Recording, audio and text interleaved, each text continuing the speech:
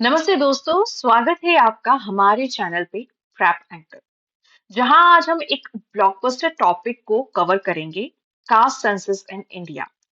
ये टॉपिक ना सिर्फ इंडिया के सोशल, पॉलिटिकल और इकोनॉमिक लैंडस्केप को बदल सकता है, बल्कि those who are preparing for UPSC उनके लिए पॉलिटी, सोशल इश्यूज, गवर्नेंस और करंट अफेयर्स का एक बहुत ही इंपॉर्टेंट टॉपिक है। तो आज के इस वीडियो में हम काफी सारी इंफॉर्मेशन कवर करेंगे। I am just gonna quickly tell you क्या क्या यहाँ पे कवर होने वाला है।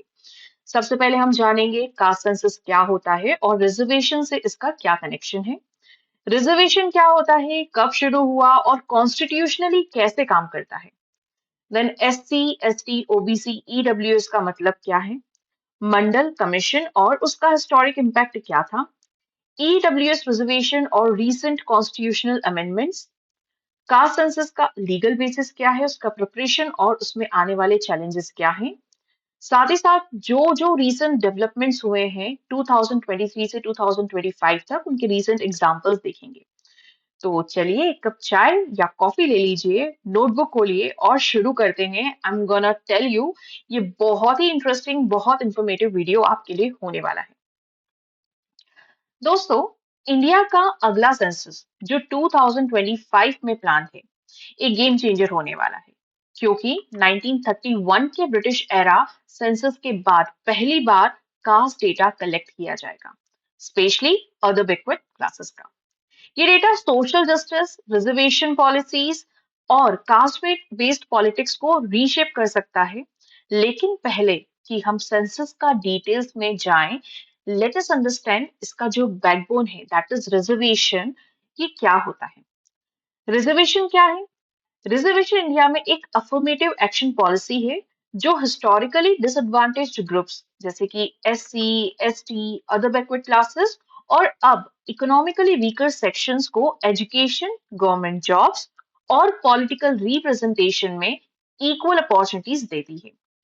इसका गोल है सेंचुरी से चली आ रही सोशल और इकोनॉमिक इनइक्वालिटीज को एड्रेस करना। ये शुरू कब हुआ था? देखिए, रिजर्वेशन का कॉन्सेप्ट कॉलोनियल एरा में शुरू हुआ था। फॉर एग्जाम्पल, 1902 में कोल्हापुर के महाराजा ने बैकवर्ड क्लासेस के लिए जॉब रिजर्वेशन दिया था।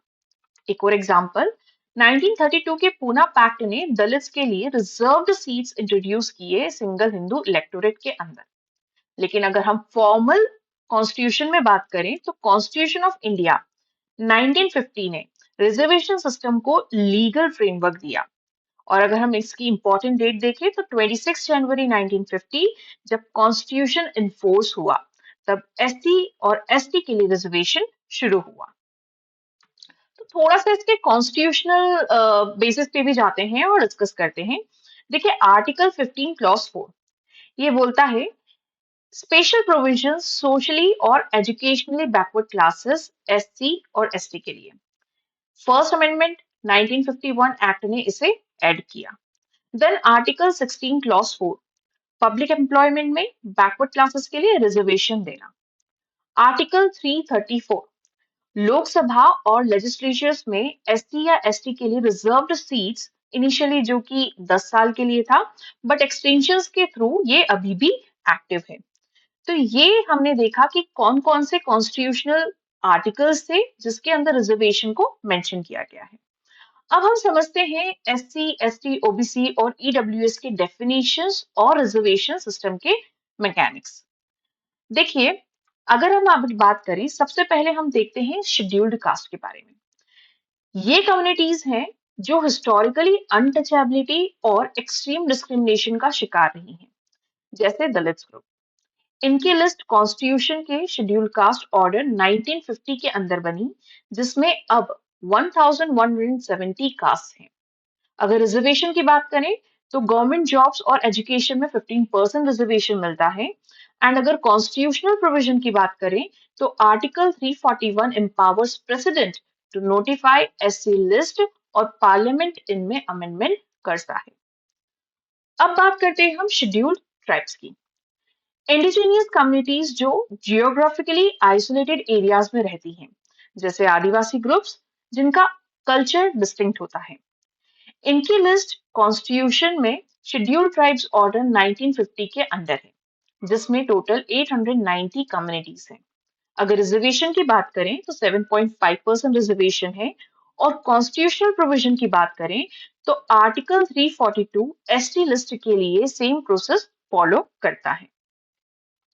अब बात करते हैं हम अदर बैकवर्ड क्लासेस की। सोशली और एजुकेशनली बैकवर्ड ग्रुप्स जो एससी या एसटी जैसा एक्सट्रीम डिस्क्रिमिनेशन नहीं झेले लेकिन फिर भी डिसएडवांटेज्ड हैं, ओबीसी रिजर्वेशन मंडल कमीशन 1980 के बाद में 1990s में इंप्लीमेंट हुआ। इसमें रिजर्वेशन की बात करें तो सेंट्रल जॉब्स और एजुकेशन में 27%। कॉन्स्टिट्यूशनल प्रोविजन की बात करें तो आर्टिकल 340 अलाउ करता है प्रेसिडेंट को कि एक कमीशन बनाए to investigate the backward classes. अगर हम बात करें तो ओबीसी लिस्ट स्टेट वाइज अलग होती है और सेंट्रल में अलग होती है। अब आते हैं हम हमारी last category that is economically weaker sections.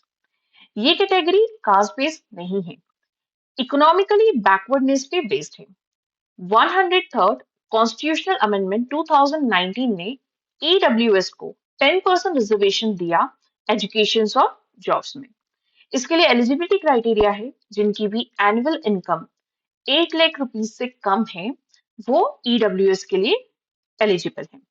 अगर हम कॉन्स्टिट्यूशनल प्रोविजंस की बात करें तो आर्टिकल 15 क्लॉज 6 और आर्टिकल 16 क्लॉज 6 के अंदर ईडब्ल्यू प्रोविजंस अलाउ किए हैं।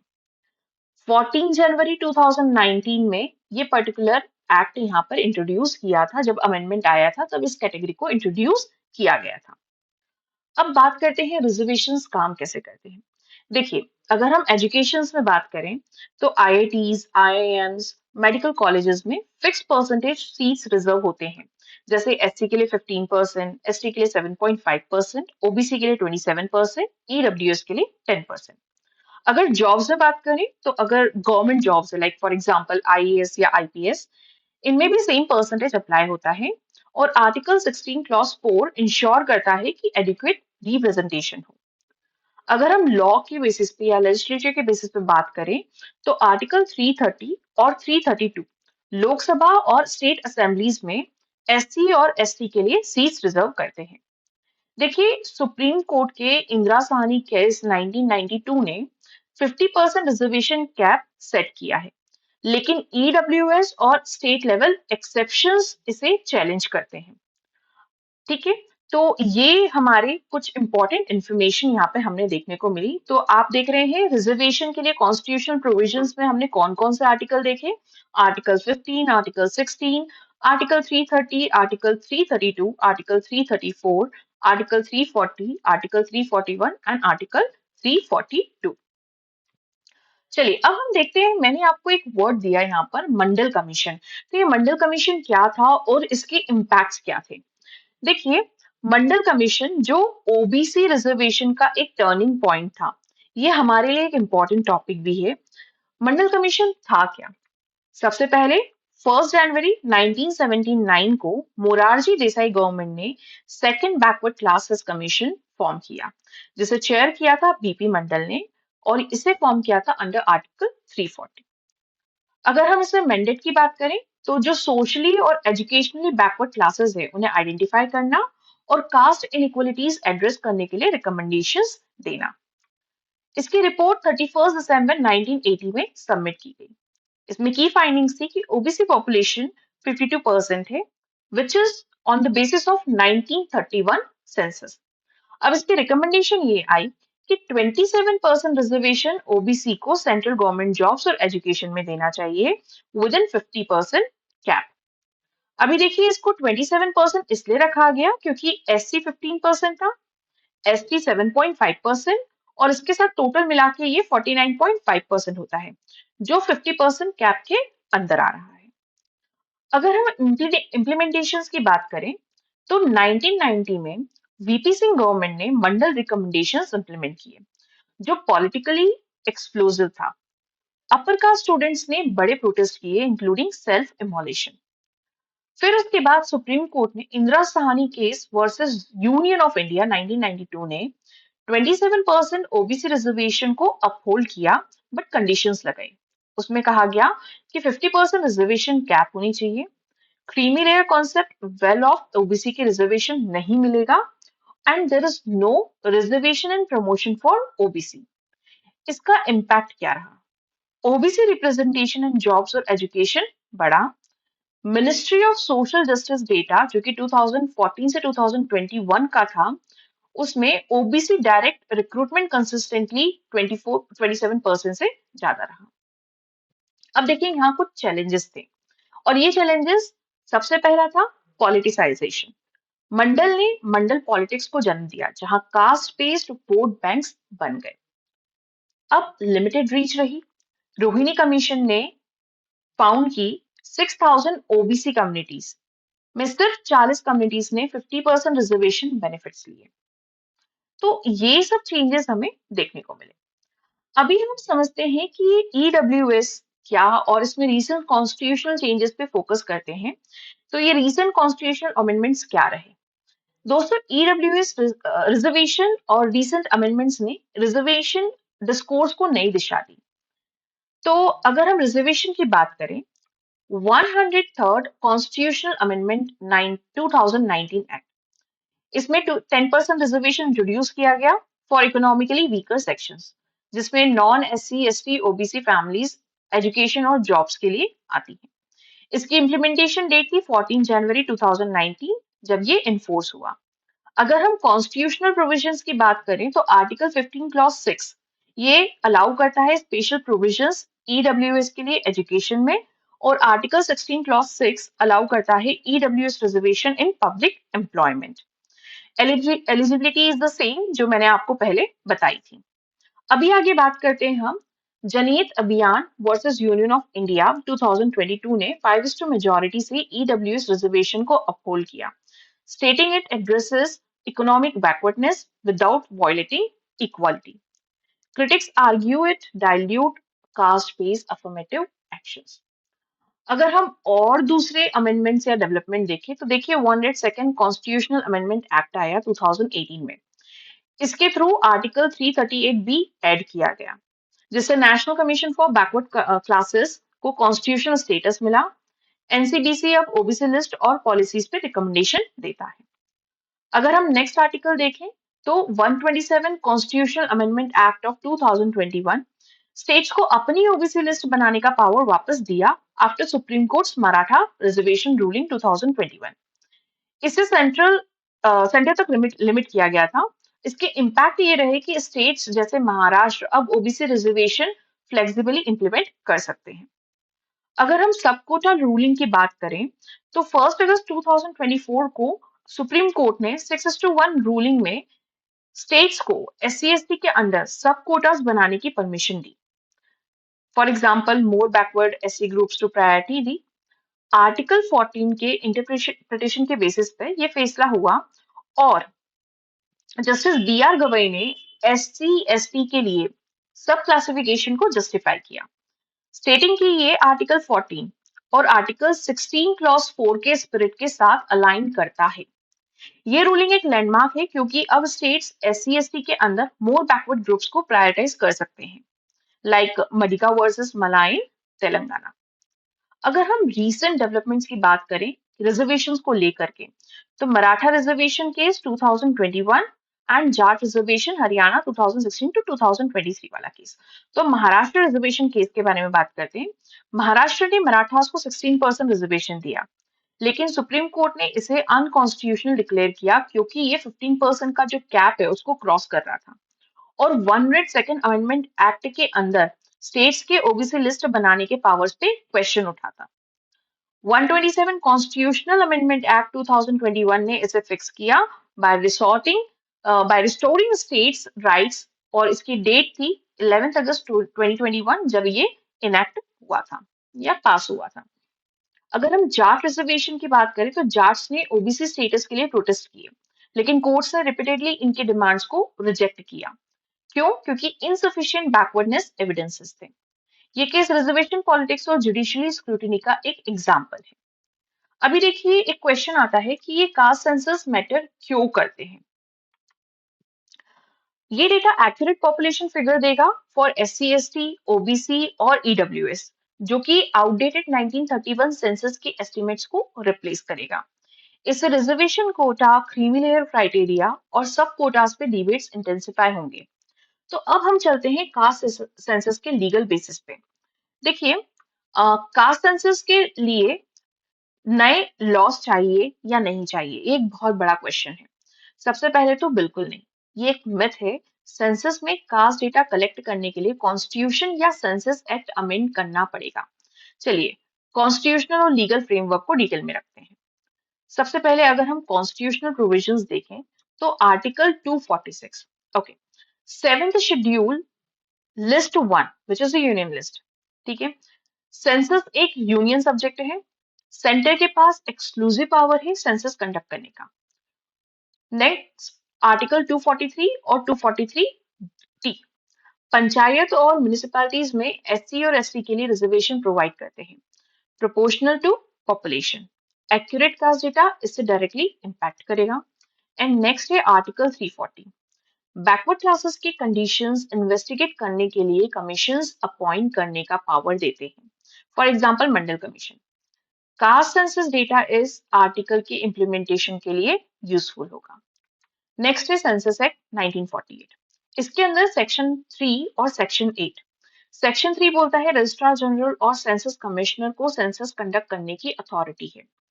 और सेक्शन 8 रजिस्ट्रार जनरल और सेंसस कमिश्नर को पावर देता है कि वो सेंसस फॉर्म में क्वेश्चंस डिजाइन करें, इंक्लूडिंग कास्ट रिलेटेड वंस। मतलब आरजी और सीसी सिंपली एक क्वेश्चन ऐड कर सकते हैं, आप जनरल, एससी, एसटी, ओबीसी या ईडब्ल्यूएस में से क्या है, और अगर ओबीसी तो कौन सा क्लास। अभी देखिए, इसकी कुछ प्रोसेस होती हैं और कुछ की चैलेंजेस भी हैं। अगर हम इसके चैलेंजेस की बात करें तो ओबीसी लिस्ट का डिसीजन किस कैटेगरी में आना है। सेंट्रल ओबीसी लिस्ट, जिसमें 2650 कम्युनिटीज हैं जिसको मेंटेन किया जाता है एनसीबीसी के द्वारा, या फिर स्टेट ओबीसी लिस्ट जो ज्यादा कम्युनिटीज कवर करती हैं। अभी ये एक पॉलिटिकल कॉल होगा क्योंकि इससे रिजर्वेशन पॉलिसीज और वोट बैंक पॉलिसीज पे असर पड़ेगा। अब हम बात करते हैं कि ये ओबीसी लिस्ट का प्रिपरेशन कैसे होगा। तो दोस्तों, कास्ट सेंसस एक सबसे बड़ा सवाल है ओबीसी के लिए कि उसके लिए कौन सी लिस्ट यूज होगी। ये डिसीजन ना सिर्फ टेक्निकल बल्कि डीपली पॉलिटिकल है। चलिए ब्रेक डाउन करते हैं। सबसे पहले ओबीसी लिस्ट इशू।